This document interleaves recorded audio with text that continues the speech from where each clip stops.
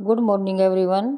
Students, आज हम करेंगे कक्षा 11 का पहला पाठ नमक का दरोगा, जिसके हम अभ्यास के प्रश्न उत्तर कर रहे हैं। पहले ही प्रश्न में कहानी का कौन सा पात्र आपको सबसे अधिक प्रभावित करता है? कहानी का कौन सा पात्र आपको सबसे अधिक प्रभावित करता है? कहानी का नायक दरोगा वंशीधर जो है हमें सबसे अधिक प्रभावित कर रहा है, जो ईमानदार, आज्ञाकारी और धर्मनिष्ठ है तथा कर्मयोगी जैसे गुणों से युक्त है और एक दरोगा है। रिश्वत लेने से मना कर देता है। वह एक ऐसे भ्रष्ट समाज में रहता है जहां उसके पिता भी उसको बेईमानी की रिश्वत लेने के लिए कहते हैं। कहानी का एकमात्र ही ऐसा व्यक्ति है जिसको पंडित अलोपीदीन खरीदने में असफल रहता है तथा नौकरी से निकाल देता है, लेकिन उसके ईमानदारी के आगे पंडित को भी एक दिन झुकना पड़ता है। इस प्रकार दरोगा वंशीधर समाज के सामने अपमानित होने के डर से और झूठ के सामने से कमजोर नहीं पड़ता है। तो ये पात्र हमें जो है वंशीधर जो है ये हमें बहुत अधिक प्रभावित करा, क्योंकि ईमानदार व्यक्तित्व है, ईमानदार व्यक्ति है। प्रश्न नंबर 2 देखें। प्रश्न नंबर 2 देखिएगा। नमक का दरोगा। नमक का दरोगा कहानी में पंडित अलोपीदीन के व्यक्तित्व के कौन से दो पहलू नजर आते हैं? पंडित अलोपीदीन उस इलाके का प्रतिष्ठित व्यक्ति है। कहानी में उसके दो पहलू, पहला निंदनीय है जिसमें वह रिश्वत लेने की बात करता है और जो है अपने आरोपों से मुक्त करने के लिए अनेक छल प्रपंचों का वह सहारा लेता है। इससे उसके चालाक व्यक्तित्व का पता चलता है। और अच्छा व्यक्तित्व उसका ये है कि वह व्यक्ति जो है अंत में उस ईमानदार व्यक्ति को अपने घर में नौकर रख लेता है। किसको? मुंशी वंशीधर को अपने यहाँ नौकर रख लेता है। अच्छा व्यक्तित्व उसका ये है। प्रश्न नंबर 3 देखिएगा। प्रश्न नंबर 3 में क्या पूछ रहा है? प्रश्न नंबर 3 में क्या पूछता है? कहानी के लगभग सभी पात्र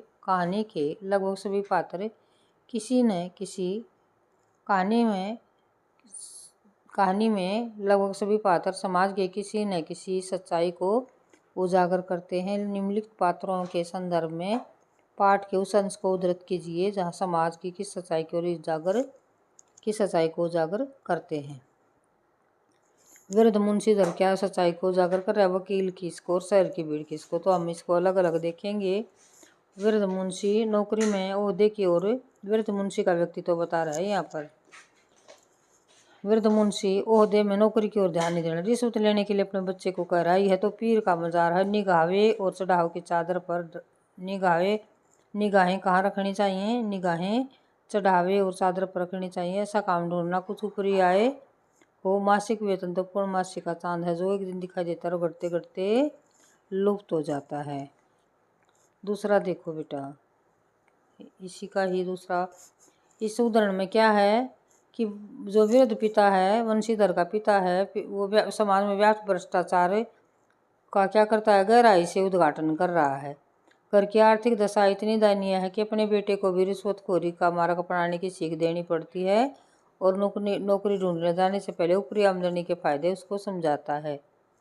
ख भाग देखिएगा। ये दूसरा व्यक्ति है इसका एक जो प्रभावशाली व्यक्तित्व है। ये भी वकीलों ने यह फैसला सुना और उछल पड़े, क्योंकि फैसला जो है अलोपीदीन के पक्ष में आया था कि इस कहानी में वकील पंडित अलोपीदीन के आज्ञापालक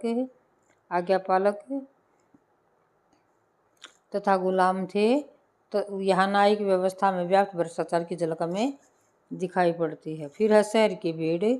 शहर की भीड़ क्या कर रही है? जिसे देखिए वही पंडित जी की व्यवहार पर टोका टिप्पणी कर रहा है। वही तो नाट्या भी उसको न मना किया कि मैं नहीं लूँगा, रिश्वत के लिए मना करता है, फिर उसी के ऊपर टिक्का टिप्पणी हो रही है। कितनी गलत बात है संसार की ये। मानो संसार से अब पापी का पाप कट गया।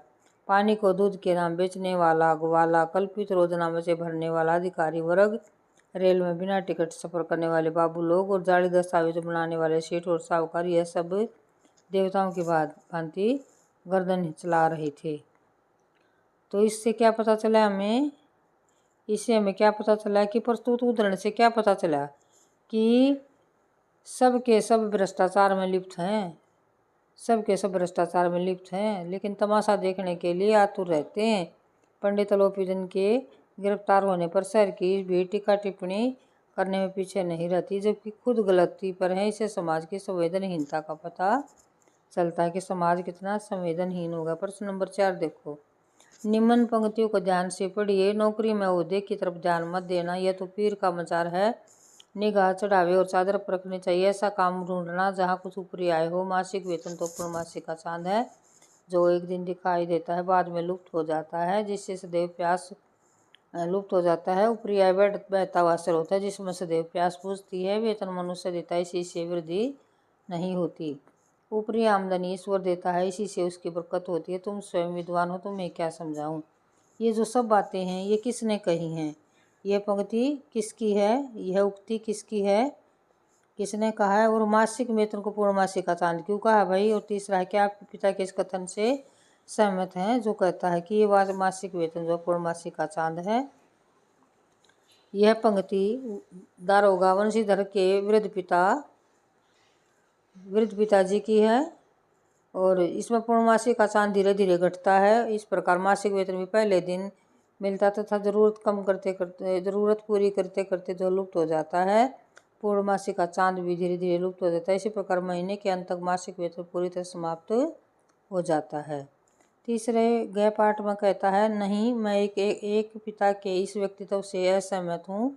ऊपरी आय या रिश्वत लेना बहुत गलत बात है।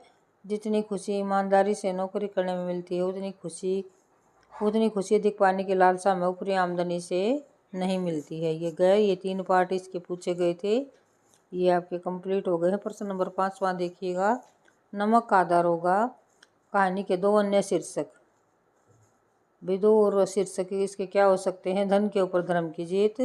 इस कहानी के अंत में आखिरकार पंडित अलोपीदीन को अपनी गलती पर एहसास होता है और वंशीधर को अपने पास जो मैनेज रखने के लिए आता है, पूरी जायदाद का स्थायी मालिक बना देता है।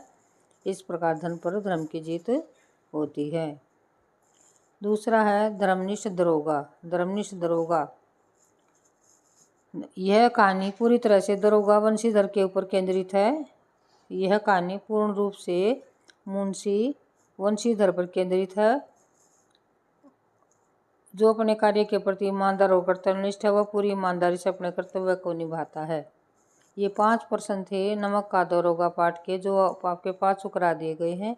आशा है आपको समझ में आए होंगे। इसी के साथ वीडियो होती है समाप्त।